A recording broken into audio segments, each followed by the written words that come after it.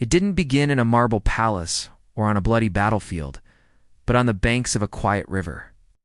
There, two infants, Romulus and Remus, were cast adrift by fate. Legend tells us a she-wolf nursed them back to health. Myth claims they were sons of a god. But history knows this. They would found a city that would one day rule the world. Before that, however, one brother would kill the other. And from that tragic act of fratricide, Rome would rise.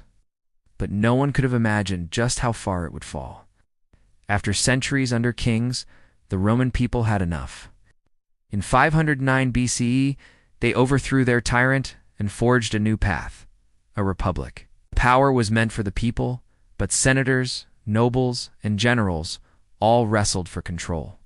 As internal struggles brewed, Rome expanded. First, it conquered Italy.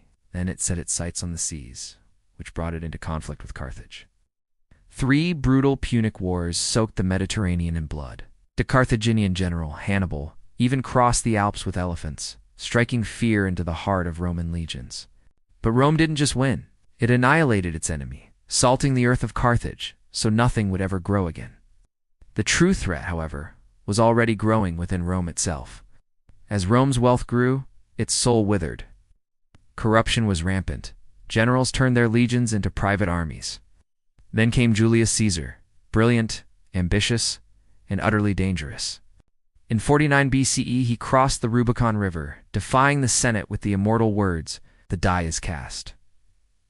Civil war tore the Republic apart. Caesar emerged victorious and declared himself dictator for life. But absolute power has a price. On the Ides of March, Caesar entered the Senate, only to be met by daggers. He fell, stabbed 23 times by men he called friends. The Republic died with him. From the chaos, Caesar's adopted son Octavian rose to power. He took a new name, Augustus, and in 27 BCE became Rome's first emperor.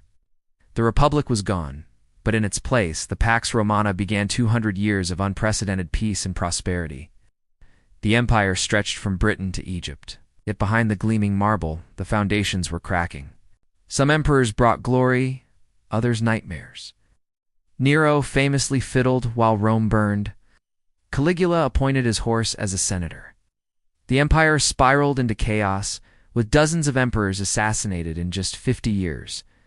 Plagues and civil wars bled the empire dry.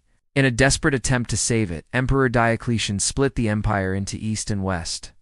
Then Constantine legalized Christianity and moved the capital to a new city, Constantinople. The East thrived, but the West decayed. In 476 CE, a barbarian warlord deposed the last Roman emperor, a young boy, ironically named Romulus. The Western Roman Empire was no more. But the story doesn't end there. The Eastern Empire, known as Byzantium, survived for another 1,000 years, preserving Roman law and knowledge. Finally, in 1453, its great walls fell to the Ottoman Turks. The Roman Empire was finally over. But its legacy in our laws, our language, our architecture is a ghost that is never truly left. Thank you for watching.